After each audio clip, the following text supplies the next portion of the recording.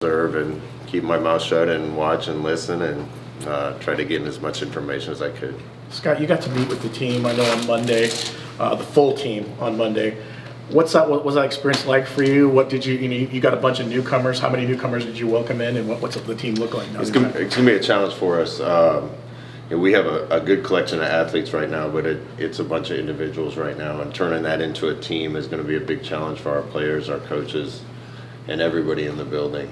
We have over 60 new players on our football team right now because of the way college football is, and 2 portals, and taking over a team that was only about half filled as far as roster spots. So we had a lot of work to do, and I like where we are, but right now, like I said, there's guys in the room that don't know half the people sitting around them. So it's going to be a real test for us to try to get ready to play and develop a team mentality where guys care about each other. First, they just got to know each other.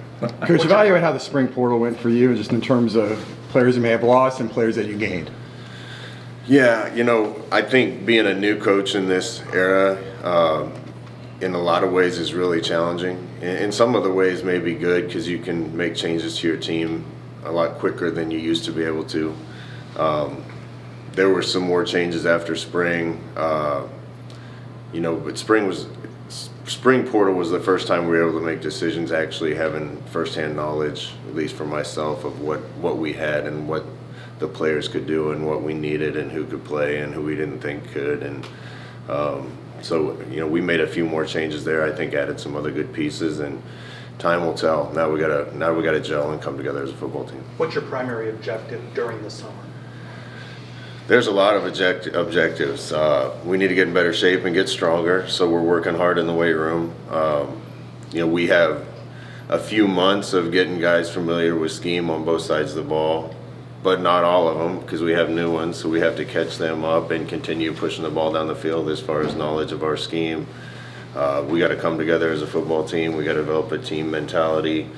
There's a lot of work to do. And the great thing is, as a coach in this era, I'm learning fast that the portals aren't any fun, but now we have our whole team that we're going to have now for 8 months, and it's starting to feel just like it used to. You're just a coach, and you're worrying about football and team development, and we're going to have to put in some time to make sure that we clear all those hurdles. What do you think about the straight seeding with the college football playoff, like this new model? Yeah, my opinion doesn't matter. Other people are going to make those decisions.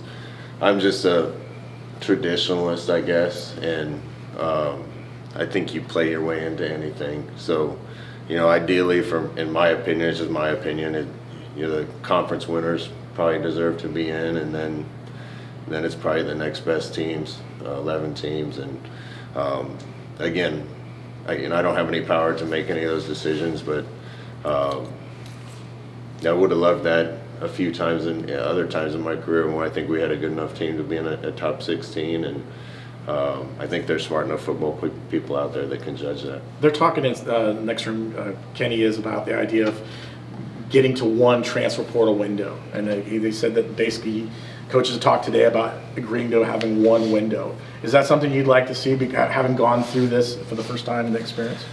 Yeah, 2 windows is crazy. And it's unanimous with the football coaches, at least in the Big 12, that I can speak to, that it's got to be one portal. You spend all that time recruiting guys and retaining guys, and spend more time with them in the weight room and even more time on the football field, pouring into them and trying to get them ready to play, and then they leave. And roster management is impossible, trying to figure out how many high school kids you can take, because you don't know how many of your kids are still going to be there, how many other kids you're going to take after spring ball. It's too much, honestly. So I know we were unanimous in agreement on the fact that however it happens, we all hope there's just one portal. You mentioned that one of your interests under the lights, back-to-back home games and back-to-back night games. How excited are you just to kick things off in September? Yeah, I can't wait to get back in the stadium. I've been running some stadium stairs, so I've been in there, but they're redoing the field right now, so I'm not on the field much, but I got a lot of special memories in that place, and I think it's good for us with a lot of new players. to get some experience early at home in a friendly environment, and hopefully that gets us off to a good start, or gives us a better chance to get off to a good start. Was it like You getting mentioned during your acquainted? introductory press conference that you were hoping, during one of your introductory press conferences, you were hoping it could shift with the NIL to more of like an NFL style free agency. Is that still a goal that you want to try to advocate for? NFL style free. Like where players are on like contract based, like instead of not contract, but more like making actual commitments instead of being able to leave. Again, there's what I say doesn't matter. I just got to follow the bouncing ball and try to win a few games along the way. But it's a really difficult system right now. There's several guys on our team and a couple that aren't on our team that you renegotiate with 5 times before they're finally your player. Contracts aren't binding.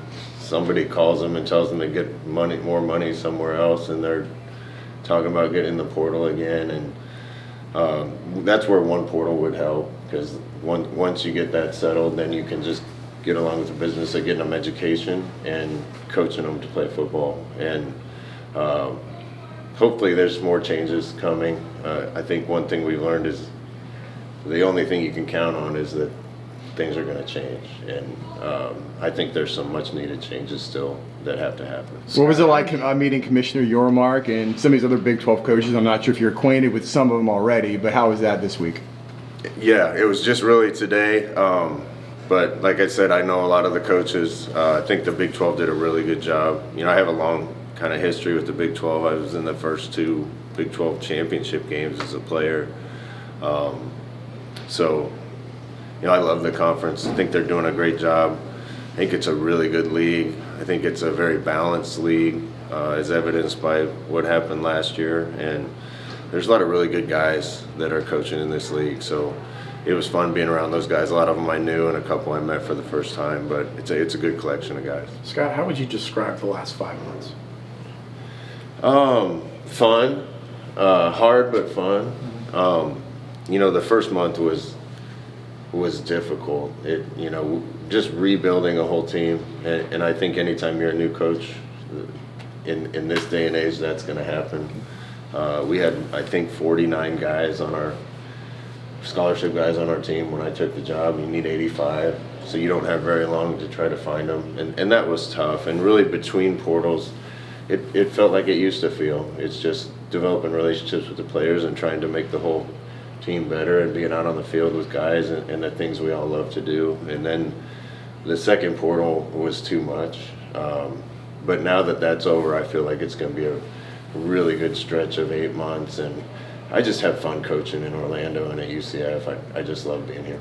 Some of the you said you were friends with some of the other coaches. Have you quizzed them to get their numbers? I mean, is 60 way up there or out of the ordinary? 60 new players. Oh yeah, I would guess we're close to if there's anybody that has more new players than us, I'd love to hear about it and talk to that coach. But I don't know about West Virginia with Rich Rod. I think he brought a few from where he was before and had quite a bit of turnover, but I don't know if it would be as much as we had. So again, I really like the talent we have on the team, but now we got to teach them what we want them to do and develop a team out of those guys, and we'll see how fast we can get that done. I know it's hard to. After getting out there in the spring and getting to be around the guys a little bit, you said the roster's kind of set now. What's the quarterback room like, and how comfortable are you with that heading into the season?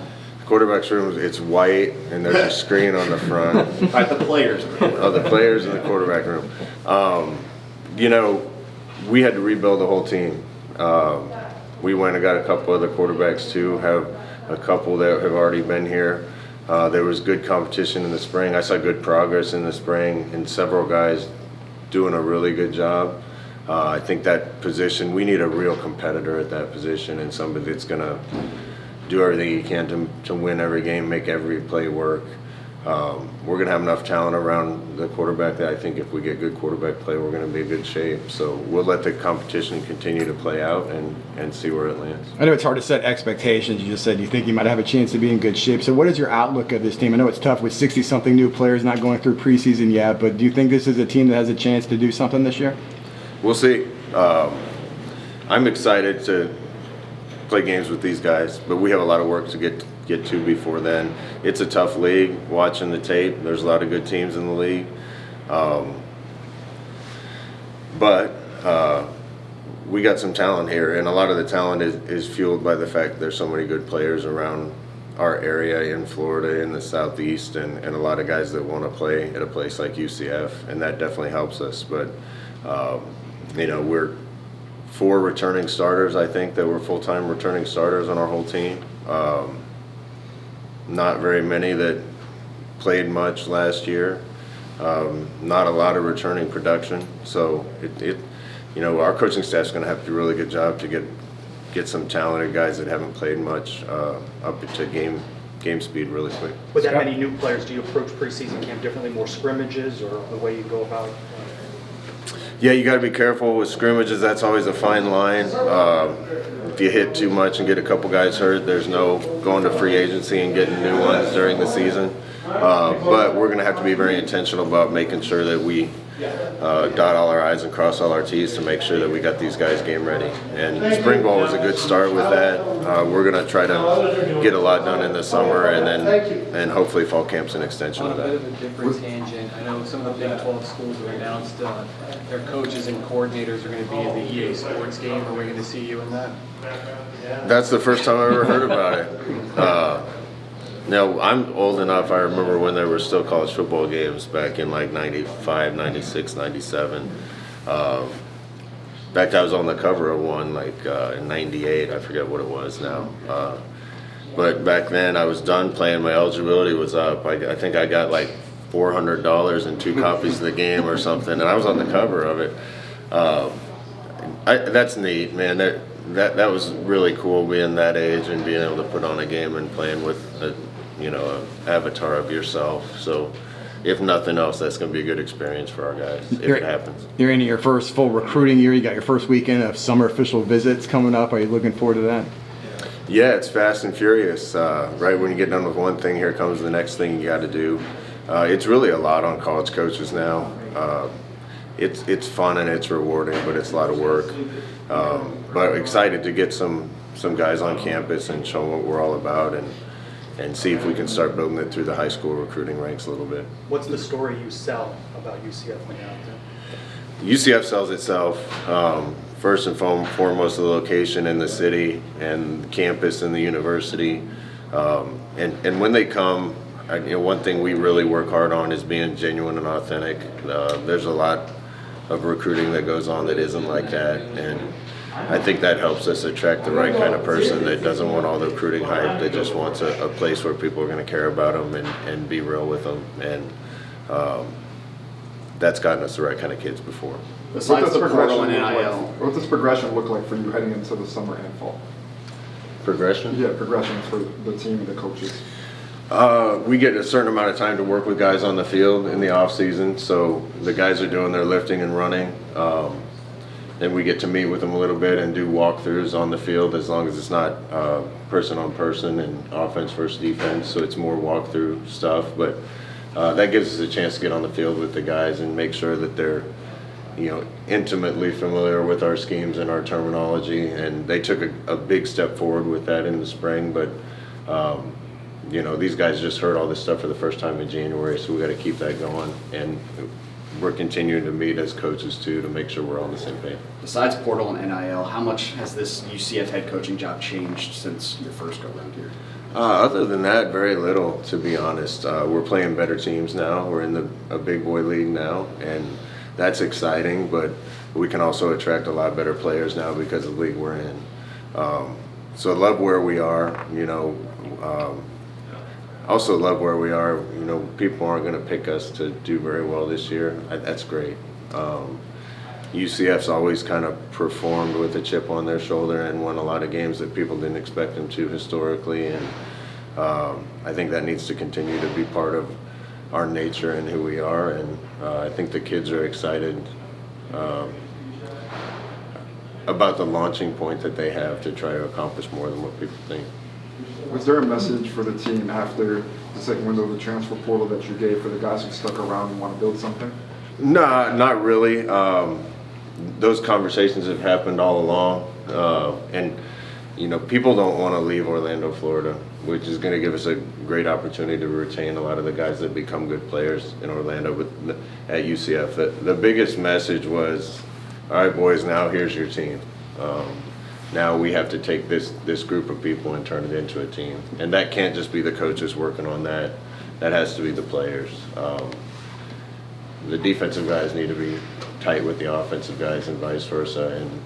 And that's hard to get done unless everybody's intentional about it. You talked about in spring, not wanting to name leaders for this team, and you wanted them maybe in the summer to kind of start emerging from that. Do you expect to see that over the next couple of months? And how do you think these guys will do stepping forward as being those leaders? Yeah, as coaches, we are going to be purposely identifying guys that need to be in leadership roles and then empowering them and putting them in those positions to be in charge of things and to start to have a voice on the team. That happened organically anyway. The spring gave us an opportunity to kind of identify who we thought some of those people were, but it's time now for those guys to step forward and start holding other people accountable and taking the reins a little bit. Your third game, you got North Carolina coming to Orlando. Bill Belichick's obviously in the news for a lot of reasons. What's your experience with Coach Belichick? Were you a player maybe when? Yeah, Bill was my DB coach and defense coordinator my first 2 years in the NFL with the New York Jets. So I think I met Bill for the first time in January of '98 or February of '98.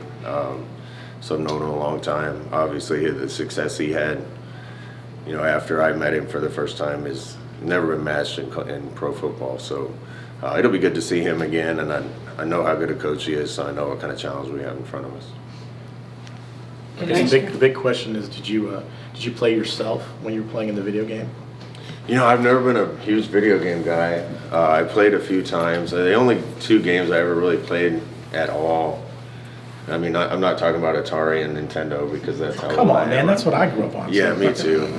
But NHL '98, I was a big Avalanche fan, and we played a lot of hockey when I was in college. And then when I was at Oregon, my receivers got me playing Modern Warfare 2 a little bit, Call of Duty. But all that did was make me mad. All these little 8-year-olds were talking crap to me over their headsets when they shoot me, and I'd respawn and get shot again, and that didn't last very long. Is the family, are they moving down this summer? Or, My family, I'm happy to say, Ashley and the kids will be here in 3 days.